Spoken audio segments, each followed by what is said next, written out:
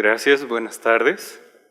Es un honor para mí estar aquí en la Academia Mexicana de Cirugía con la presentación de estos temas. Es un honor que nos hayan seleccionado para dar esto. Y bueno, pues sí, venimos a hablar del feto como paciente y lo primero que tenemos que hablar es del diagnóstico prenatal y de la situación actual del diagnóstico prenatal, cómo se encuentra en este momento, dado que el primer paso para transformar a un feto como un paciente es el correcto diagnóstico prenatal. Tendré que hablar un poco de la historia y en retrospectiva de cómo hemos avanzado con el diagnóstico prenatal. Iniciamos primero con la revisión del neonato al nacimiento y eso fue lo primero que se planteó hace ya mucho tiempo, ¿verdad? Fue apenas hace 2 siglos que tuvimos acceso, o menos tal vez, acceso a siquiera escuchar la frecuencia cardíaca fetal, ¿no? Con otras intenciones, pero con la invención del estetoscopio, que se quería oír el agua dentro de la cavidad amniótica, pues se pensaba que podía escucharse y realmente lo que encontraron fue que se podía oír la frecuencia cardíaca fetal. Fue hasta el siglo pasado, finales, probablemente 60, 70, que se empiezan a desarrollar pruebas, sobre todo para detectar el bienestar fetal, y esto ya era para el tercer trimestre. Dada el poco avance de la neonatología, pues las intervenciones que se realizaban sobre los fetos o que se pretendían realizar eran muy tardíamente en el embarazo, con el fin, incluso a veces durante el trabajo de parto, para detectar cuáles eran los problemas y así intervenir. Todavía no teníamos este concepto de un feto como paciente, sino parte del binomio, ¿verdad? Poco a poco, con el surgimiento de la tecnología y sobre todo con el perfeccionamiento de esta, empezaron a surgir algunas pruebas. Algunas tal vez no tan bien probadas para incorporarse a la clínica, pero que por su alta aceptación, su difusión, se hicieron muy rápidamente aceptadas y fueron implantándose dentro de la terapéutica, dentro del armamento para la obstetricia. Entonces surge así la prueba sin estrés, el perfil biofísico, se empiezan a hacer las pruebas de madurez pulmonar fetal ya con procedimientos invasivos como la amniocentesis, ¿verdad? Amniocentesis descompresivas en el caso del polidramnios y obviamente el control y la vigilancia y otras tendientes al diagnóstico más de patologías maternas. Pasamos de esta parte con el avance de la tecnología ya a los 80s, probablemente finales de los 70s, con las pruebas de tamizaje y esos tamizajes no invasivos, inicialmente con los marcadores séricos, primero se detectó uno, luego el triple. Después el ultrasonido mejoró su tecnología y nos dio acceso a la visualización con más detalle del feto. Aprendimos más embriología y el desarrollo fetal y pudimos así hacer diagnósticos prenatales, no solo de defectos congénitos, sino incluso de cromosomopatías y otras enfermedades génicas, ¿verdad?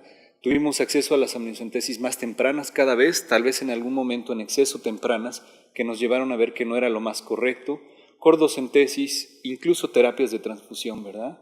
Y finalmente, ya para los 90s y la primera década de este siglo, pues empezamos con el ultrasonido desde las 11 a las 14 semanas, incorporando ya no un triple, sino un doble marcador que incluía otros, las terapias invasivas o los diagnósticos invasivos como la biopsia de vellosidades coriales, ¿verdad? El diagnóstico muy temprano de los gemelos y las terapias a los embarazos gemelares de las que nos va a hablar al final de la sesión, no al final, pero sí en el último turno, el doctor Bello, las valvas, las hernias, y esto ya de una etapa muy temprana, incluso estamos hablando que ahora lo podemos hacer antes de las 11 semanas.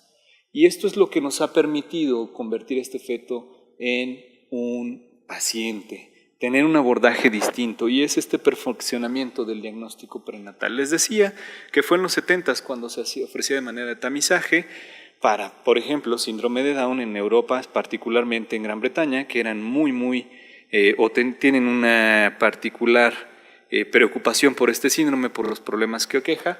5% de las mujeres podían ser diagnosticadas prenatalmente mediante amniocentesis y 5% de los embarazos ocurrían en mujeres de más de 35 años, motivo por el cual se implantó esto, porque había ese presupuesto.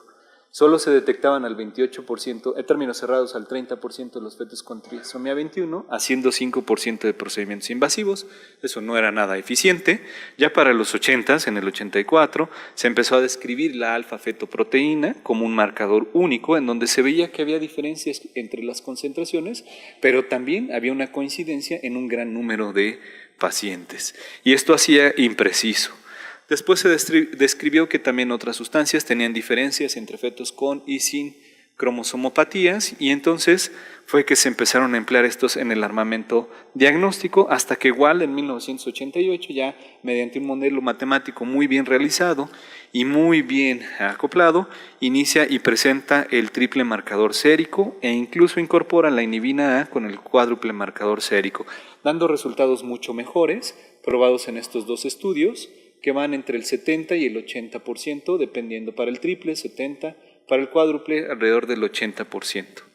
Y, además de eso, con el avance del ultrasonido, nos permitió detectar características físicas por ultrasonido que son más frecuentes en fetos con trisomías que en fetos sin trisomías. La primera, y esta no la anoté aquí, pero debemos atribuirle a la doctora Beryl Benacerraf en Harvard, que era una radióloga y que por el hecho de que estar embarazada la sacaron de rayos X y la pasaron a ultrasonido, y ella fue la primera que describe la asociación del pliegue nuclear con la del pliegue nuclear con la trisomía 21. Poco después vinieron presentándose nuevos marcadores como el foco ecogénico intracardíaco, la dilatación de los ventrículos laterales, el intestino ecogénico, la dilatación de las pelvisillas renales, ¿verdad? Y bueno, a la fecha tenemos un metaanálisis muy bien realizado por el doctor Nicolaides y que incluso nos permite emplear esta epidemiología clínica para utilizar las probabilidades de riesgo, ¿no? Entonces modifica un riesgo preprueba que puede estar establecido por la edad materna, como se decía previamente, por un triple o cuádruple marcador más la edad materna, o bien por un tamizaje de primer trimestre. Y estos son los marcadores que yo describía y que había puesto, y bueno, que en la actualidad, si nosotros encontramos todos estos marcadores y estos están negativos, se reduce 2.7 veces la probabilidad. Incluso en manos expertas, la razón de verosimilitud de 0.32, cuando no lo hace un médico materno-fetal, puede disminuir hasta 0.5. Por el contrario, cuando uno de los marcadores está presente, cada uno de ellos tiene un valor particular que se irá sumando o multiplicando por la probabilidad antes de iniciar la prueba, para darnos así una probabilidad preprueba y con esto ofertar a la paciente un método invasivo de diagnóstico. Junto con esto, pues como vimos en las imágenes, no solo podemos ver el diagnóstico de estas enfermedades cromosómicas, sino tal vez la parte más importante es que entre las 18 y las 22 semanas tenemos el acceso al diagnóstico de los defectos congénitos, que es precisamente lo que va a dar lugar a la terapéutica que se ha intentado actualmente y que se está proponiendo y que se está aceptando porque los resultados han sido buenos, en particular en algunos defectos torácicos. Ya no me meto mucho en esto porque el doctor Bello va a ampliar definitivamente esto. Incluso la tecnología nos ha permitido avanzar más. Ya no solo entre las 18 y las 24 semanas estamos buscando defectos congénitos y cromosomopatías. A partir de las 14 y hasta las 16 semanas utilizamos marcadores que fueron utilizados en el segundo trimestre tardío e incorporamos los del primer trimestre para también permitir buscar cromosomopatías. Esto nos da una eficiencia mayor con sensibilidades cercanas al 84%, ¿verdad? Y comparado con el segundo trimestre clásico, con 62%. Esto nos lleva entonces al procedimiento diagnóstico típico tradicional realizado generalmente, que es la amniocentesis, que nos permite acceder al feto para el diagnóstico no solo de enfermedades cromosómicas. En la actualidad puede ser dirigido hacia enfermedades génicas. Y esto también nos da una mayor precisión en el diagnóstico. Pero ¿cuál es el mayor avance? En la actualidad, gracias a la tecnología, a la mayor resolución de los ultrasonidos, a la mayor capacidad de los equipos y a que conocemos mejor el desarrollo fetal, hemos incursionado en el primer trimestre, ¿no? A partir del final de la última década del siglo pasado y la primera de este, pues nos hemos planteado una necesidad de evaluar ya no solo al feto, sino desde el embrión. Estamos hablando de embriosonografía. Y al feto, ya cuando éste lo es, desde las etapas más tempranas del desarrollo. Esta tecnología nos permite o nos proporciona mejores herramientas para accesar al ambiente del feto y además, como les decía, nos ha permitido conocer no solo esto, sino la embriología normal, la anatomía estructural y la fisiología fetal. ¿Por qué lo hacemos tan temprano? Porque queremos plantear una evolución de la patología, anticipar las complicaciones y en el caso de que se pueda limitarlas y también dar apoyo psicológico a las pacientes por las repercusiones que esto pueda tener por los defectos. Además, nos da esta opción terapéutica. En los casos que cumplen los criterios de selección, nos permitirá pasar al cirujano. Además, en donde está permitido, nos permitirá, basados en información completa y cuando la pareja lo decide, permitir la interrupción del embarazo en donde está legislado. Entonces, podemos hacer ya muchas cosas, alteraciones cromosómicas, alteraciones estructurales, incluso génicas o infecciones.